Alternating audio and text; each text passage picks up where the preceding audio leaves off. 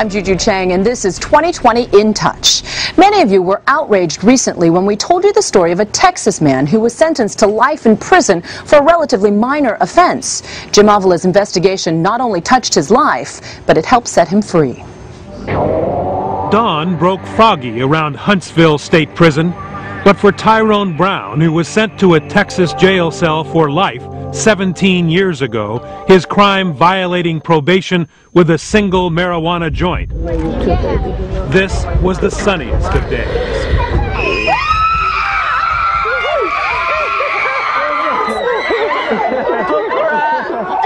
Finally, a free man, greeted by 4 generations of the Brown family, who after years of prayer and hearts filled with hope, now had a chance to celebrate his release. Pardoned by the Texas governor, Tyrone is now 34. I feel like Superfly.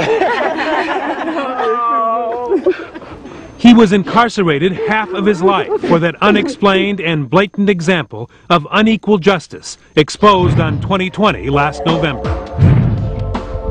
It was a story of privilege in a Texas court where money and connections are not supposed to count, where we found one judge and 2 men from very different sides of the tracks punished in 2 very different ways.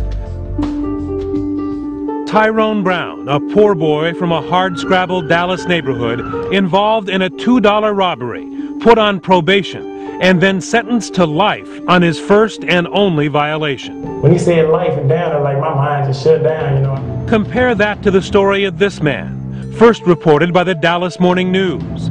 He's Alex Wood, son of a prominent and rich pastor and brother-in-law to an 8-term congressman. He got probation after he shot and killed someone.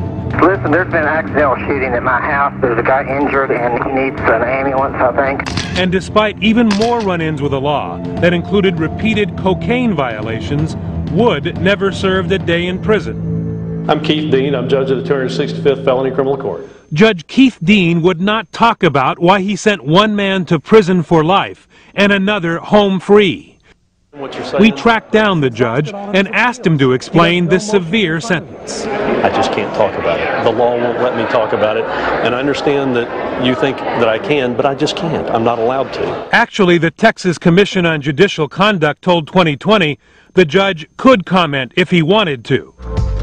Tyrone's story touched thousands. The governor of Texas received hundreds of emails, letters, and phone calls, every one of them asking Rick Perry to right this unexplainable and unequal justice. Even Judge Dean, who was voted out of office after our story aired, endorsed the idea that Tyrone be finally set free. Then, a few weeks ago, Governor Perry signed this conditional pardon, sending Tyrone home for the first time since he was 17.